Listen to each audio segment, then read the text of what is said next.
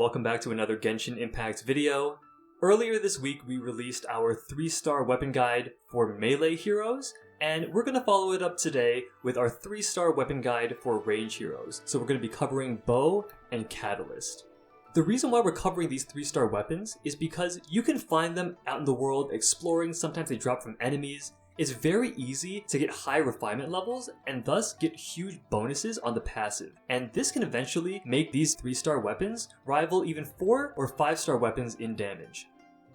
We're going to go ahead and give you our recommendations for what we think are going to be the best bows and catalysts. If you enjoy this content, please feel free to leave a like and subscribe. More Genshin Impact and Exo Heroes content on the way. So let's start out by talking about bows. I'm going to bring up the bottom 2 on our list, and that's going to be Messenger and Sharpshooter's Oath. And the reason why I want to bring these two up is because they play very similarly. Both of their passives focus on weak spots. And although Sharpshooter's Oath just increases damage against weak spots by 48%, and Messenger is aim shot on weak spots, dealing an additional 200% attack damage as crit damage, you have to hit the weak spot on both of them, and so you're probably going to have to use aim shot for both of these. And the way they play, the damage bonuses they give on their passive, feel very similar. Ultimately, we think Messenger is a little bit more valuable and synergizes better with this playstyle in the sense that you're doing an additional 200% damage as opposed to the 48, and then it's 200% attack damage as crit, and this only happens once every 10 seconds. Considering for most enemies, you're not going to be hitting their weak spot that often, and for certain enemies, like Ruin Guards, after you hit their weak spot and make them vulnerable, you actually cannot keep hitting it because you've destroyed it for that duration. So having the cooldown on it doesn't actually decrease the use cases for it, and then the damage per hit is just going to be higher than Sharpshooters. So that's why we recommend Messenger if you're wanting to focus more on aiming and hitting those weak spots. It also comes with the crit damage substat, which is obviously great considering the bonus damage you get from the passive also counts as crit damage. So moving on to our number 2 spot, this is definitely a bow that's more geared towards elemental reactions and a swap in swap out playstyle, which Hao is very used to, so I'll let him talk about that. Yeah, so at second place we have Ravenbow. Let's take a quick look at the stats. 40 attack, which is pretty solid, and then it also gives you 20 elemental mastery. So, like Edward just mentioned, this is definitely going to be a bow that's geared towards taking advantage of elemental reaction. And additionally, it increases damage against enemy affected by Hydro and Pyro by 12% to start out with, and it goes up all the way to 24% if you can get to level 5 refinement. So overall, we think this is one of those bows that, when we're looking at the archers in the game, can really be utilized well by the likes of Fischl or even the newly introduced Child. Even heroes like Venti could potentially utilize this to a high level. And for those of you who are more single player focused and wants to build out a team that can take advantage of different elemental reactions that are focused and centered around Hydro and Pyro, this bow can do amazing damage. For example, if you can have Fischl on the field after a Hydro or Pyro setup, she can be constantly doing 24% damage to those enemies whenever she attacks, and that's very solid. Of course, for those of you who want to focus more on kind of a consistent auto attack damage, this won't be the bow for you. But don't worry, because we do believe there is a very solid choice if you do want to go down that route. So that's going to be Slingshot, and I'll shift it over back to Edward to talk about why Slingshot is head and shoulder above all the other bows. Sure, so like Hao just mentioned, Ravenbow is great for that swapping in and out elemental mastery type of playstyle with your archer, and that's how he likes to play. For me, I like to play with a more DPS focused archer where I'm spamming arrows out, and Slingshot is the perfect 3-star bow for that. The 38% base attack is a little bit lower compared to the other options here, but the crit rate substat is great considering how much you'll be spamming attacks, and the passive is amazing. If a normal attack or aim shot hits a target within 0.3 seconds of being fired, increases damage by 60%. Otherwise, decrease damage by 10%. Now how do you guarantee the normal to aim shot hits the target within 0.3 seconds? You have to be close to them. So Slingshot's definitely a bow that you're gonna want to play more as a melee weapon. You want to get up close and personal with your enemies, and then just fling arrows at them, dodge away from their attacks, kite them, but always stay within that melee to mid range to take advantage of the huge damage increase you're getting. And keep in mind, this is not just damage on your basic attacks, this is all kinds of damage, elemental damage, everything. So this is a huge buff if you're already planning on playing DPS archer. So for heroes like Fischl, especially with her first constellation, this is an amazing choice. Now, another option that has recently surfaced as an amazing Slingshot candidate, and we haven't done the testing on this, but just theory crafting, we see this as being a really OP combination with Child. So the way Slingshot works is normal attacks and aim shots that hit a target within 0.3 seconds of being fired will do 60% extra damage. And the way that Child works is when he swaps into his melee form with his E, even though he has the Slingshot as a bow equipped, he's going to be using his water daggers and water spear to do massive amounts of melee damage. If these melee attacks count as hitting the target within 0.3 seconds of being fired, then this will mean having this bow is a straight 60% damage increase to all of Child's damage when in that form. And considering some combinations you could pull off, with his E having run the full duration, resetting with his Q, and then going back into E melee form again, you can get a ton of burst damage out with this, and even if you don't use that combination, just the auto attack damage that Child does while in melee form is going to benefit hugely, if that's how the interaction works. If anybody has Child, and you have a maxed out Slingshot, please do test this out and let us know in the comments how it goes, because we're very interested to see if that's how that interaction actually works.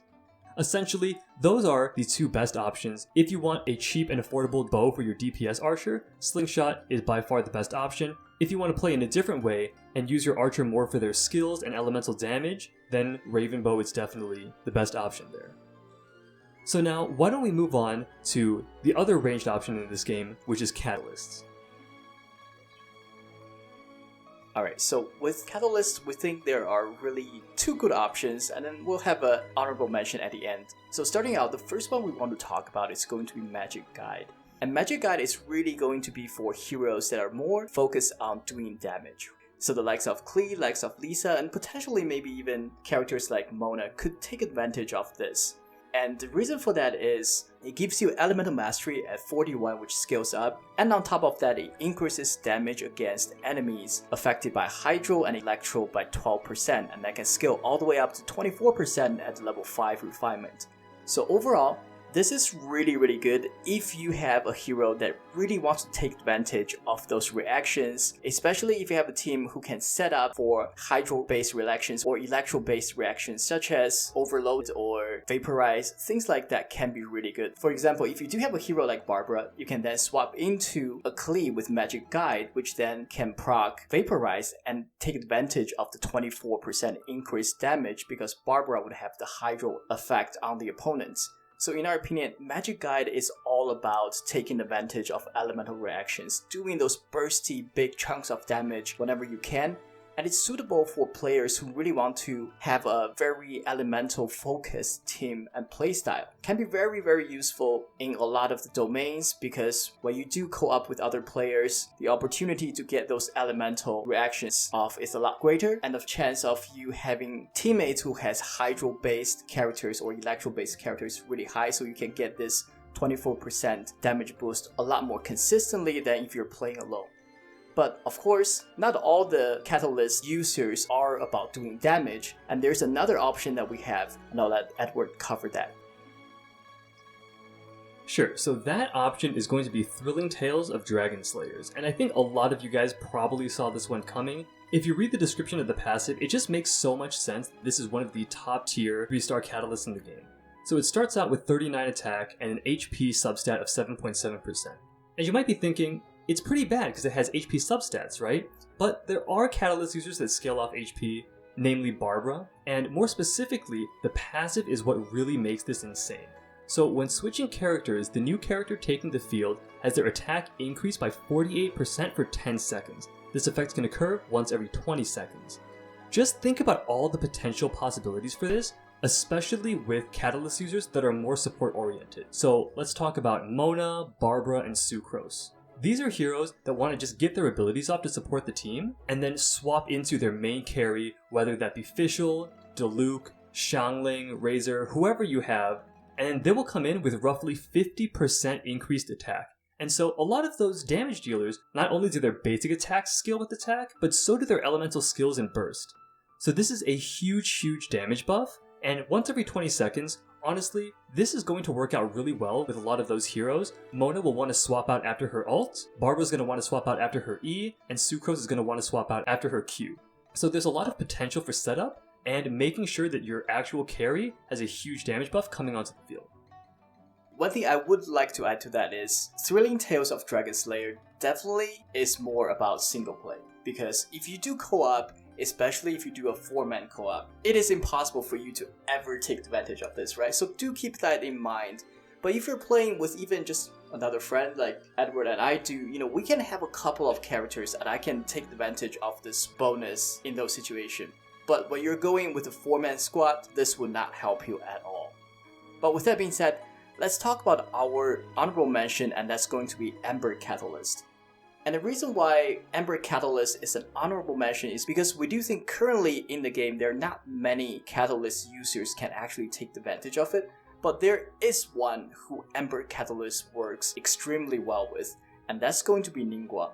For those of you who has Ningguang or knows about Ningguang, you know that she is one of the very few Catalyst heroes in this game that has augmented auto attacks that can do tons of damage. So she is one of the rare Catalyst DPS heroes in the game, and that synergizes really well with the ability that Ember Catalyst offers, which let's take a look here. Normal attack hits increases elemental damage by 6% for 6 seconds, and it scales up to 12% if you can get to level 5 refinement, and it stacks up 2 times. So at the maximum you can get 24% increase to your elemental damage. And of course, all the Catalyst users, as they do these auto attacks, they are actually doing elemental damage.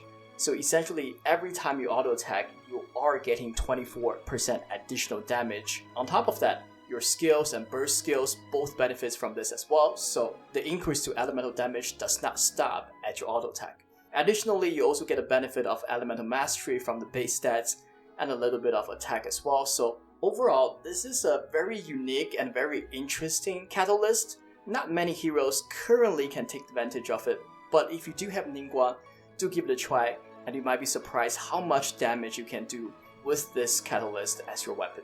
But with that being said, that's going to be our guide for the ranged weapons. Hopefully you guys enjoyed it. Hopefully you guys learned a couple of things. If you do disagree with some of our points, let us know in the comment section down below. Let's start our debate club. As always, we have more videos like this in the pipeline, character reviews and things like that, so stay tuned for those. We'll see you in the next episode very soon. Bye bye.